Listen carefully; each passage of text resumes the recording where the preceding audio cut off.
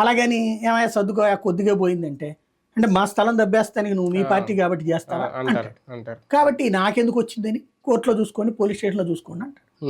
ఇది ఇట్లా సాగుతూనే ఉంటుంది. దీనికి ఏంటి పరిష్కారం అంటే ఎక్కువ ఇవి సివిల్ డిస్ప్యూట్స్ లోకి వస్తాయి. సివిల్ అనేది త్వరగా తేలవు కోర్టులు, కానీ ఒక మంత్రి దగ్గరికి వచ్చినప్పుడు దానికి ఈజీగా సొల్యూషన్, ఒక పరిష్కారం అనేది దొరుకుతుంది. ఉండదు వాటికి. నేను అనేది అదే, ఇప్పుడు మిస్సింగ్ కేసు ఇట్లాంటివి ఉంటాయి ఒకటి. రెండోది land disputes case. Land disputes కేసులో పరిష్కారం అనేటటువంటిది మంత్రులు చేయలేరు. వాళ్ళు నేను గమనించినటువంటి కేసుల్లో 100కి 70 ల్యాండ్ డిస్ప్యూట్సే వస్తాయి. ఏ నాయకుడి దగ్గరికి వచ్చినా అయ్యే వస్తాయి. దానికి పరిష్కారమే నీతి ఆయోగ్ సూచించినటువంటి ల్యాండ్ టైటిలింగ్ యాక్ట్. దాన్ని మనం ఇప్పుడు వద్దు అనుకున్నాం.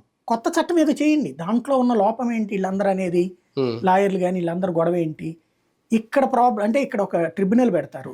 ఈ ట్రిబ్యునల్ దాంట్లో అధికారిని పెడతారు, రిటైర్డ్ అధికారా ఇది అనేది ఇవ్వాల కన్ఫర్మేషన్. కాబట్టి ఇప్పుడు మీరు ఇవ్వండి ఒక ఆర్డీఓ, దీని మీదనే సపరేట్గా ఆర్డీఓలు పెట్టండి. ఇప్పుడు జరగాల్సిన పని ఏంటంటే నాకు తెలిసి ఇందులో ఎవరైతే ప్రజెంట్ ఉన్నటువంటి ఎక్స్పీరియన్స్డ్ ఎంఆర్ఓలు, ఎక్స్పీరియన్స్డ్ ఆర్డీఓలు ఉంటారు, వాళ్ళని